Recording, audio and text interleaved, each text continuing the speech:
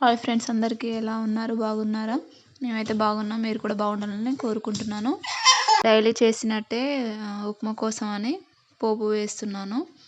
అందులోకి అయితే పోపు దినుసులు, ఉల్లిగడ్డలు, టమాటాలు అన్నీ వేసుకొని నెక్స్ట్ రవ్వ వేయడం అయితే వీడియో అయితే క్లిప్ తీయలేదు.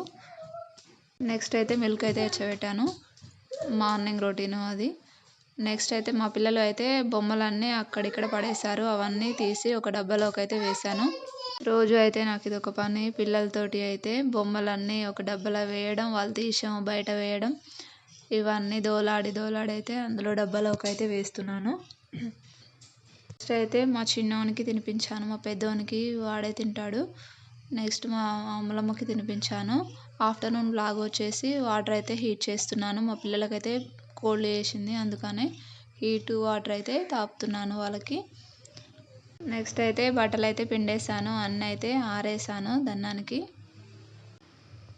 మళ్ళీ స్నానం కోసం అని వేడి నీళ్ళు అయితే వెచ్చబెట్టుకోవడానికైతే కట్ల పొయ్యి మీదే వెచ్చబెట్టుకుంటాము మేము. నెక్స్ట్ మిగిలిన వాటర్ ఉంటే చెట్టుకు పోసాను. వాళ్ళకైతే తినడానికైతే ఏదో ఒకటి పెట్టాలి. వాళ్ళకైతే ఎప్పుడు ఏదో ఒకటి మమ్మీ ఇయ్యి అని అడుగుతారు. అందుకని దోశలు చేద్దామని ఆఫ్టర్నూనే బాలామృతం పిండి, నెక్స్ట్ అందులో బియ్యం పిండి, నెక్స్ట్ గోధుమ పిండి అన్నీ వేసి నానబెట్టాను పిండి. అవైతే సాయంత్రం ఇంకా మా పెద్దోడిని తీసుకురాగానే నెక్స్ట్ అయితే దోశలు వేస్తున్నాను, వాడు తింటాడని.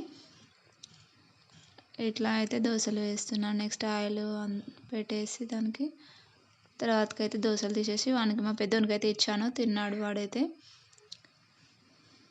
పిల్లలు అయితే ఒకటే కొట్టుకుంటూ ఉంటారు. వాళ్ళకి ఒకరికి ఇచ్చి ఒకరికి ఇవ్వకుంటే మాత్రం ఏడుస్తూ ఉంటారు. ఏదన్నా ఇస్తే ముగ్గురికి సేమ్ కరెక్ట్ ఇవ్వాలి, లేకుంటే ఇంకా ఒకటే ఏడుస్తూ ఉంటారు. కోసమని కాకులు కూడా వెయిట్ చేస్తూ ఉన్నాయి.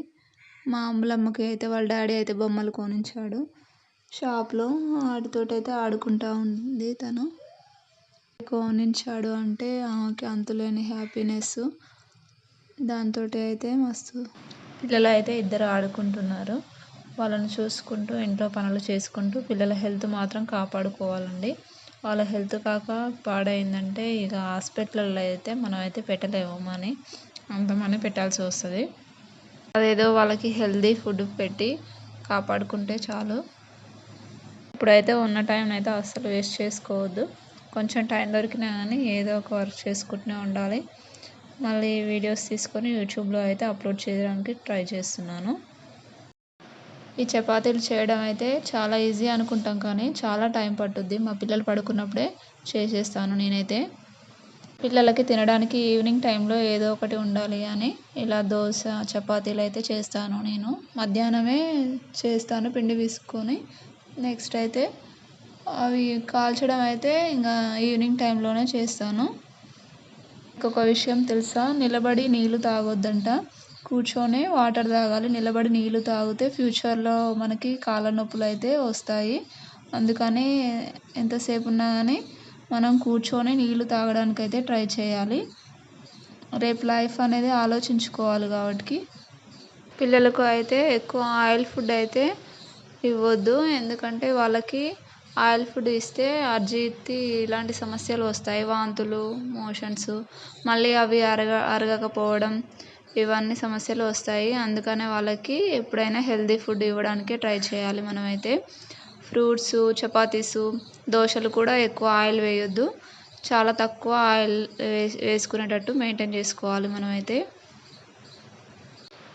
నేనైతే చపాతీస్ చేయడం అయితే అయిపోయింది. చపాతీస్ చూసి అవి తిని ఎలా ఉన్నాయో చెప్పండి ఫ్రెండ్స్. ఇంతవరకు వీడియో చూసారు, కొంచెం లైక్ ఇచ్చుకోండి, కామెంట్ చేయండి, అండ్ తప్పకుండా సబ్స్క్రైబ్ చేసుకోండి మన ఛానల్ని. రేపు కలుద్దాం మళ్ళీ.